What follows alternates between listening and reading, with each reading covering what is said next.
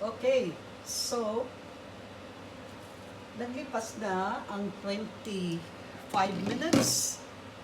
Kasi nung 20 minutes, gin-test ko siya, alanganin pa. So, I need another 5 minutes. So, ito na siya. Ito na siya, guys. Ayan. I-test ko siya ulit ng skewer. Magandang skewer kasi tagos hanggang sa ilalim. And it's really cooked. So, ang gagawin natin is tatanggalin ko to. Kailangan may ganito kayo para pang kuha dito. Okay? Yep.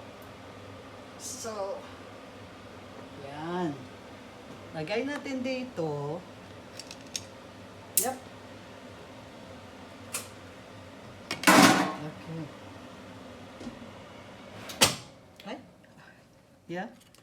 And then, ilipat natin siya dito sa tray. Ayan. So,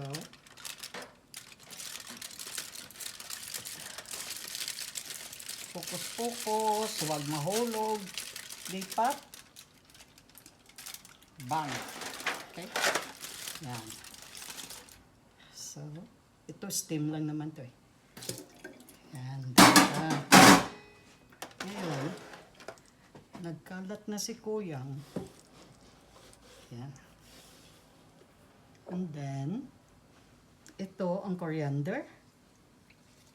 Bago ang coriander, lagyan muna natin ng sesame oil para mabango.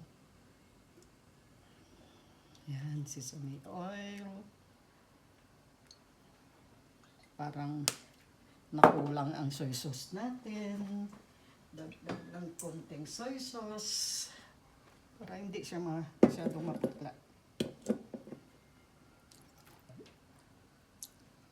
Bango ng sesame oil. And then, hugasan natin to, running water.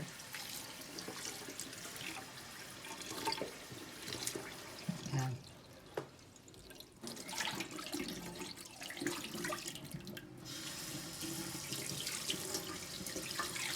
Yan. Tapos, ito na yung iba niya. Lagay natin ganyan. Lagay natin ganyan. Yan, maraming coriander. Yan. Mamaya, ang coriander, maluluto yan sa steam. Yan. Ito na yung sobra. Then, hihiwa ako ng lemon. Pabilog. Manipis na pabilog.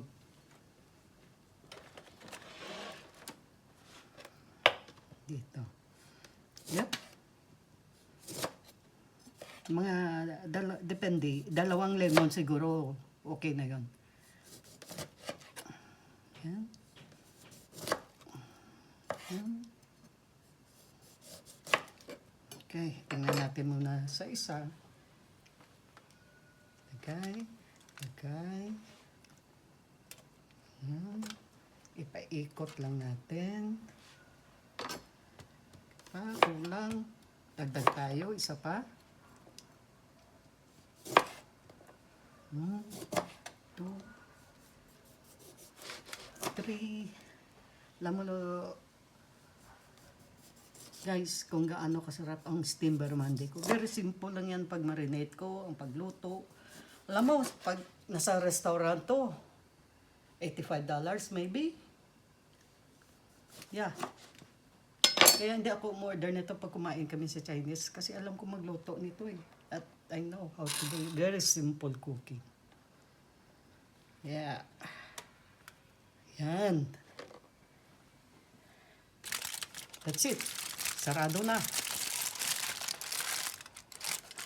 Yeah. Tapos, takpan natin ng foil ulit. Okay, foil ulit. Yan. Solved na ang dinner ni Doc. Okay? Hindi alam ni Doc eh, na magdadala ako ng screen barramundi. Lagi ko lang yan siya sino-surprise para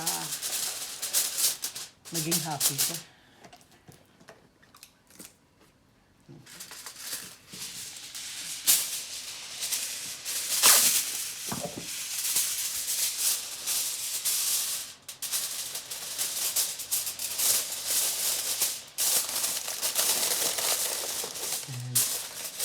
Ayan. Sold. Para sa iyo, Doc, ang doktor kong pugi. For you.